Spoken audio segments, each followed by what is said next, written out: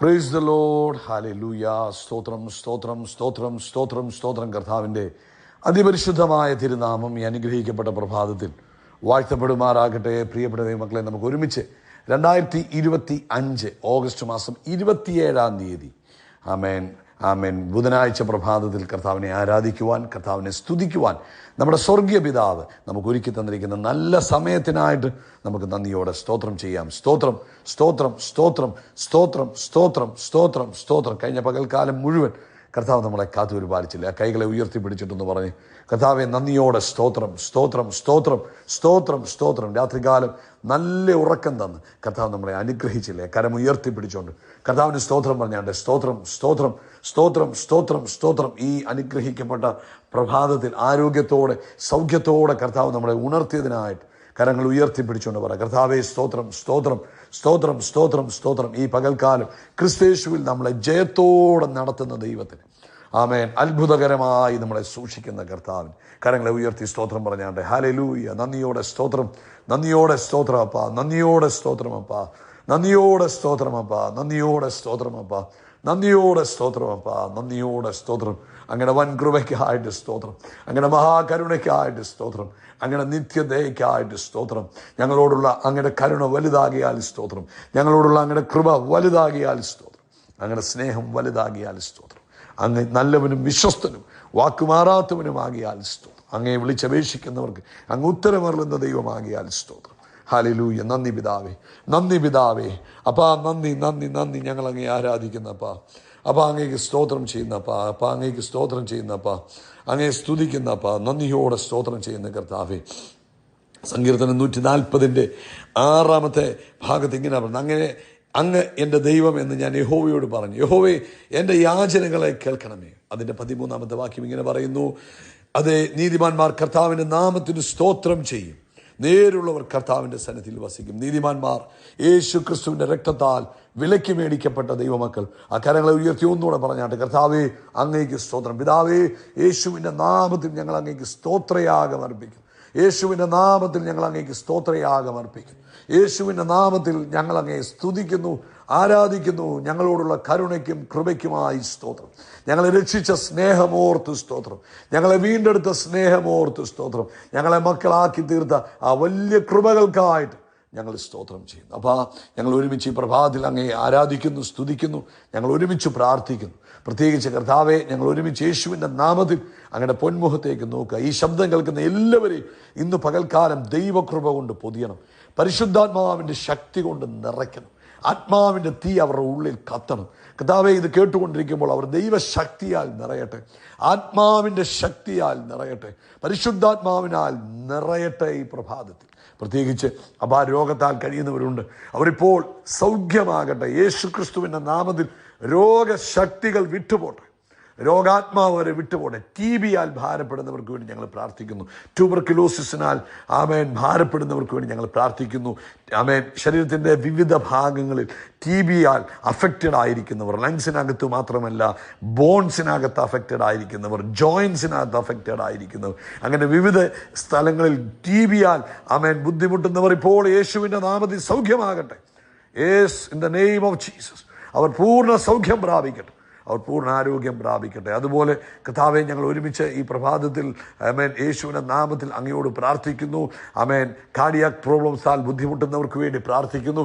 അത്ഭുതകരമായ ഒരു ഡെലിവറൻസ് ഇപ്പോൾ തന്നെ യേശു ക്രിസ്തുവിൻ്റെ നാമത്തിൽ സംഭവിക്കട്ടെ. ആമേൻ, ദൈവിക വിടുതലിനെ കർത്താവെ അങ്ങ് അയച്ചിരിക്കുന്നതിനായിട്ട് ഞങ്ങൾ സ്തോത്രം ചെയ്യുന്നു. അങ്ങേക്കൊന്നും തന്നെ അസാധ്യമായിട്ടില്ലല്ലോ. അങ്ങ് അത്ഭുതങ്ങളുടെ ദൈവമാണല്ലോ. അങ്ങ് ആമേൻ പൂർണ്ണ സൗഖ്യം കൊടുക്കുന്നതിന് ഞങ്ങൾ നന്ദി പറയുന്നു. ആമേൻ, അകാരണമായി വെയിറ്റ് ലോസ് സംഭവിച്ചുകൊണ്ടിരിക്കുന്നവർക്ക് വേണ്ടി പ്രാർത്ഥിക്കുന്നു. ആമേൻ, വേഗത്തിൽ അവരുടെ ശരീരത്തിൻ്റെ വെയിറ്റ് നഷ്ടപ്പെടുന്നു പോകുന്നു. ഡോക്ടർമാർ ചില സംശയങ്ങളൊക്കെ പറയുന്നു. ആ കേസുകൾ ഞങ്ങളിപ്പോൾ അങ്ങയുടെ കൈകളിൽ തരുന്നു. യേശുവിൻ്റെ നാമത്തിൽ അവർ വെയിറ്റ് ഗെയിൻ ചെയ്യട്ടെ, അത്ഭുതം സംഭവിക്കട്ടെ, അങ്ങയുടെ പ്രവൃത്തി അവരുടെ മേൽ വെളിപ്പെടട്ടെ, അവരുടെ പ്ലേറ്റ്ലെറ്റ് ലെവൽ കൗണ്ടുകളൊക്കെ നോർമലായി തീരട്ടെ, ശരീരത്തിൽ ദൈവിക ഇടപെടൽ ഉണ്ടാകട്ടെ. അതുപോലെ ആമേൻ, ഞങ്ങൾ അങ്ങയുടെ കരങ്ങളിലേക്ക് വിവാഹപ്രായമായ കുഞ്ഞുങ്ങളെ ഓർത്ത് സ്തോത്രം പറഞ്ഞ് ഏൽപ്പിക്കുന്നു. തക്ക സമയത്ത് തക്കതായ രീതിയിൽ കർത്താവ് വഴികളെ തുറക്കുന്നതിന് സ്തോത്രം. കർത്താവ് ജോലിയും ബിസിനസ്സും ഒക്കെ അനുഗ്രഹമായി തീരട്ടെ. സാമ്പത്തികമായ ഡെലിവറൻസുകൾ തൻ്റെ കുഞ്ഞുങ്ങളുടെ ജീവിതത്തിൽ ഉണ്ടാകട്ടെ. ഇത് കേട്ടുകൊണ്ടിരിക്കുമ്പോൾ ഈ മക്കൾ അനുഗ്രഹിക്കപ്പെടട്ടെ. ഈ വചനം കേൾക്കുന്നത് മുഖാന്തരം, ഈ വചനം അനുസരിക്കുന്നത് മുഖാന്തരമുള്ള ചില നന്മകൾ ഇവരുടെ ലൈഫിൽ ഓവർഫ്ലോ ചെയ്യുമാറാകട്ടെ. ബ്ലസ് ചെയ്യുന്നു, രക്തം കൊണ്ട് മുദ്ര വെക്കുന്നു. വൈകിട്ടത്തെ മീറ്റിങ്ങിനെ ബ്ലസ് ചെയ്യുന്നു. ആമേൻ. 1 മുതൽ തുടങ്ങുന്ന ഉപവാസ പ്രാർത്ഥനയെ അനുഗ്രഹിക്കുന്നു. കർത്താവിൻ്റെ നാമം മഹിമപ്പെടട്ടെ, യേശുവിൻ നാമത്തിൽ തന്നെ. ആമേൻ, ആമേൻ, ആമേൻ. കർത്താവ് നിങ്ങളെല്ലാവരും ധാരാളമായിട്ട് അനുഗ്രഹിക്കട്ടെ. വലിയ ദൈവകൃപ നിങ്ങളുടെ ജീവിതത്തിൽ ഉണ്ടാകട്ടെ എന്ന് പ്രത്യേകം പ്രാർത്ഥിക്കുന്നു. ഇന്ന് പരിശുദ്ധാത്മാവ് തന്ന ആലോചന എന്ന് പറയുന്നത് മത്തായിയുടെ സുവിശേഷം 7-ാം അധ്യായം അതിൻ്റെ 1-ാമത്തെ വാക്യമാണ്. നിങ്ങൾ വിധിക്കപ്പെടാതിരിക്കേണ്ടതിന് നിങ്ങൾ വിധിക്കരുത്. നിങ്ങൾ വിധിക്കപ്പെടാതിരിക്കേണ്ടതിന് നിങ്ങൾ വിധിക്കരുത്. നിങ്ങൾ വിധിക്കുന്ന വിധിയാൽ നിങ്ങളെയും വിധിക്കും. നിങ്ങൾ അളക്കുന്ന അളവിനാൽ നിങ്ങൾക്കും അളന്ന് കിട്ടും. സ്തോത്രം. നമ്മുടെ കർത്താവായ യേശു ക്രിസ്തുവിൻ്റെ ഗിരിപ്രഭാഷണ സമയത്ത് അവൻ കർത്താവ് പറഞ്ഞ വളരെ പ്രധാനപ്പെട്ടതായ ഒരു കൽപ്പനയാണിത്. അതായത് കർത്താവ് ക്രിറ്റിസിസത്തിനെതിരെ, അല്ലെങ്കിൽ അതൊരു സ്പിരിറ്റാണ്, ഈ മറ്റുള്ളവരെ വിധിക്കുക, അവരുടെ കുറവുകൾ മാത്രം പറയുക, അവരെ ജഡ്ജ് ചെയ്യുക. അതായത് അവർ ചെയ്യുന്നതെല്ലാം തെറ്റാണ്, അല്ലെങ്കിൽ അവർ ശരിയല്ല, ഇങ്ങനെ വിധിക്കുന്ന സ്വഭാവം അത് ദൈവത്തിൽ നിന്നുള്ളതല്ല, അത് ദുഷ്ടാത്മാവിൻ്റെ പ്രവർത്തനമാണ്. അപ്പോൾ അത് നമ്മുടെ ജീവിതത്തിൽ ഉണ്ടാകാൻ പാടില്ല. മറ്റുള്ളവരെ നമുക്കറിയത്തില്ല അവരുടെ സ്ഥിതി എന്താണ്. നമ്മളെക്കാൾ താഴ്ത്തി അവരെ കാണുക. അവരുടെ ആഗ്രഹങ്ങൾ തെറ്റായ ആഗ്രഹങ്ങളാണ് നമ്മളങ്ങ് അസ്യൂം ചെയ്യുക. നമുക്കറിയത്തില്ല അവരുടെ ആഗ്രഹം ശരിയാണോ തെറ്റാണോ. നമ്മളങ്ങ് ചിന്തിക്കുക അവരുടെ ആഗ്രഹം ശരിയല്ല. ഇങ്ങോട്ട് നോക്കി, ഒരു മനുഷ്യനെയും വിധിക്കുവാൻ ദൈവം നമ്മളെ ഏൽപ്പിച്ചിട്ടില്ല. വിധിക്കുന്നത് ദൈവം. എല്ലാം അറിയാവുന്നവനെല്ലാം വിധിക്കാൻ കഴിയത്തുള്ളൂ. നമുക്കിപ്പോൾ അവരുടെ സ്വഭാവം എന്താണെന്നോ, അവരുടെ ഇപ്പോഴത്തെ അവസ്ഥ എന്താണെന്നോ, അവർ കടന്നു പോകുന്ന സാഹചര്യം എന്താണെന്നോ ഒന്നും നമുക്ക് അറിയത്തില്ല. യേശു പറഞ്ഞു, യേശു വന്നത് വിധിക്കാൻ വേണ്ടിയല്ല, യേശു വന്നത് രക്ഷിക്കാൻ വേണ്ടിയാണ്. അപ്പം യേശു ഭൂമിയിൽ വന്നത് മറ്റുള്ളവരെ വിധിച്ച്, അവരെ കുറ്റം വിധിച്ച് തള്ളിക്കളയാൻ വേണ്ടിയല്ല, അവരെ രക്ഷിക്കാൻ വേണ്ടി. യേശുവിൻ്റെ അടുക്കൽ വിധി പറയാൻ, കുറ്റം പറയാൻ ഒക്കെ ആളിനെ കൊണ്ട് വരുമ്പോൾ യേശു പറഞ്ഞൊരു കാര്യമുണ്ട്, എൻ്റെ ജോലി കുറ്റം പറയുകയും വിധിക്കുകയുമല്ല, എൻ്റെ ജോലി രക്ഷിക്കുക എന്നുള്ളതാണ്. അപ്പം മറ്റുള്ളവരെ വിധിച്ച് തകർത്ത് കളയാനല്ല കർത്താവ് വിളിച്ചത്, മറ്റുള്ളവരെ ക്രിസ്തുവിൽ ഉറപ്പിക്കാനാണ് നമ്മളെ വിളിച്ചിരിക്കുന്നത്. ഒരിക്കലും ഒരാളിങ്ങനെ പറഞ്ഞു, ഒരു വ്യക്തി സ്ഥിരമായിട്ട് ചർച്ചിൽ താമസിച്ചു വരും. അപ്പം ഈ ആരാധനയ്ക്ക് താമസിച്ചു വരുന്ന കാണുമ്പോൾ ഈ മനുഷ്യൻ ഭയങ്കരമായിട്ട്, മറ്റേ ആളെന്ന് പറയും, ഇവനൊക്കെ നേരത്തെ വന്നുകൂടെ, സമയത്തിന് വരാത്ത എന്നാ എന്ന് പറഞ്ഞ് ഭയങ്കരമായിട്ട് അങ്ങ് ആ ആളുടെ കുറ്റം ഇങ്ങനെ മറ്റുള്ളവരോട് പറഞ്ഞു നടക്കുക. പിന്നീട് അറിഞ്ഞത് ഈ ആളിൻ്റെ വീട്ടിൽ ഇദ്ദേഹത്തിൻ്റെ അമ്മ ശാരീരികമായി വൈകല്യത്താൽ കിടപ്പിലാണ്. അപ്പം രാവിലെ സഭാ ആരാധന തുടങ്ങുന്നതിന് മുമ്പ്, വീട്ടിൽ നിന്ന് ഇറങ്ങുന്നതിന് മുമ്പ് അമ്മയെ ഉണർത്തണം, അമ്മയെ വാഷ്റൂമിൽ കൊണ്ടുപോകണം, അമ്മയെ പല്ല് തേപ്പിക്കണം, അമ്മയെ വേണ്ടുന്ന ദിനചര്യകളിലൊക്കെ സഹായിച്ച് ആഹാരം വാരി കൊടുത്തിട്ട് വേണം വരാൻ. ഈ സമയമാകുമ്പം ആരാധനയ്ക്ക് വരുമ്പോൾ എന്ത് പറ്റും, അത് താമസിക്കാൻ തുടങ്ങി. താമസിച്ച് കഴിഞ്ഞപ്പോൾ പലരും ക്രിട്ടിസൈസ് ചെയ്തു, എന്തുവാ. അപ്പോൾ എന്നാ കാര്യം, ഈ ആൾ വരാൻ താമസിക്കുന്നതിന് കാരണം എന്താണെന്ന് അറിയാതാണ് വിധി പുറപ്പെടുവിക്കുന്നത്. അങ്ങനെ ആകരുത്. അപ്പോൾ ഇത് മനസ്സിലാക്കി കഴിഞ്ഞപ്പോൾ ഈ കുറ്റം പറഞ്ഞവർക്കൊക്കെ ഭയങ്കര വിഷമമായിപ്പോയി.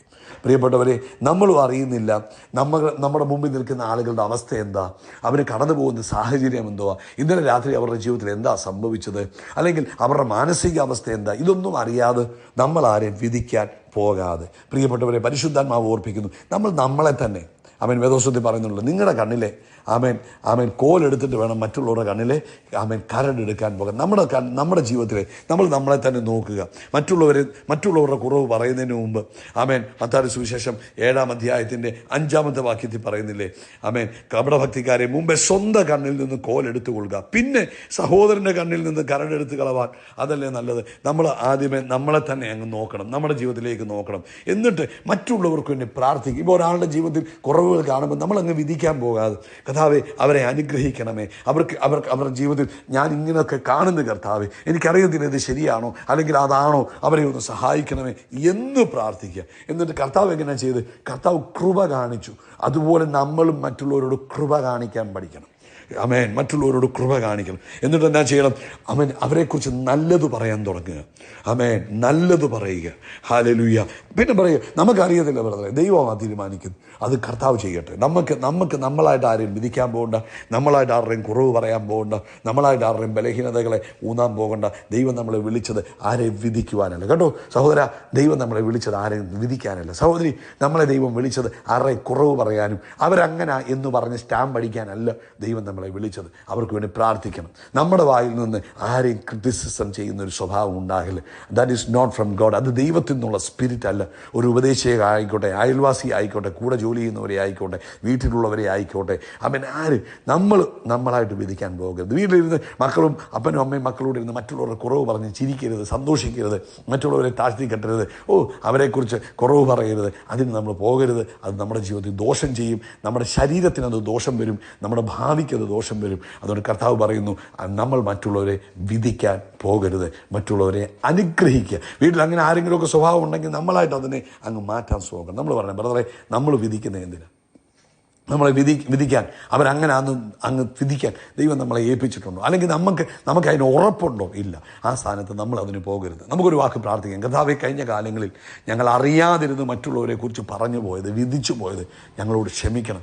കർത്താവേ, അങ്ങയുടെ കൃപയ്ക്കായിട്ട് ഞങ്ങൾ പ്രാർത്ഥിക്കുന്നു. ഞങ്ങളുടെ നാവ് മറ്റുള്ളവരെ പണിയുന്ന നാവായി, മറ്റുള്ളവരെക്കുറിച്ച് നല്ലത് പറയുന്ന നാവായി തീരട്ടെ, യേശുവിൻ നാമത്തിൽ തന്നെ. ആമേൻ, ആമേൻ, ആമേൻ. ആ കൈകളൊന്ന് ഉയർത്തിപ്പിടിച്ച്, പിതാവേ, ഇന്ന് ഈ വചനം കേട്ട എല്ലാവരെയും ഒരിക്കലൂടെ യേശുവിൻ്റെ നാമത്തിൽ ബ്ലസ് ചെയ്യുന്നു. ഇത് ഇവരുടെ ജീവിതം അനുഗ്രഹമായി തീരട്ടെ. നാളെ ഞങ്ങൾ ഈ വചനം കേൾക്കുവോളം ഞങ്ങളെല്ലാവരും അങ്ങയുടെ ചിറകിൻ്റെ മറവിൽ സൂക്ഷിക്കുന്നതിന് സ്തോത്രം. നമ്മൾ ആകാശത്തിലെ നക്ഷത്രങ്ങൾ പോലെ, കടൽക്കരയിലെ മണൽത്തരി പോലെ അത്യന്തം വർദ്ധിച്ചു പെരുകും. We are blessed. We are really blessed. We are permanently blessed and highly favoured. God bless you. God bless you. God bless U.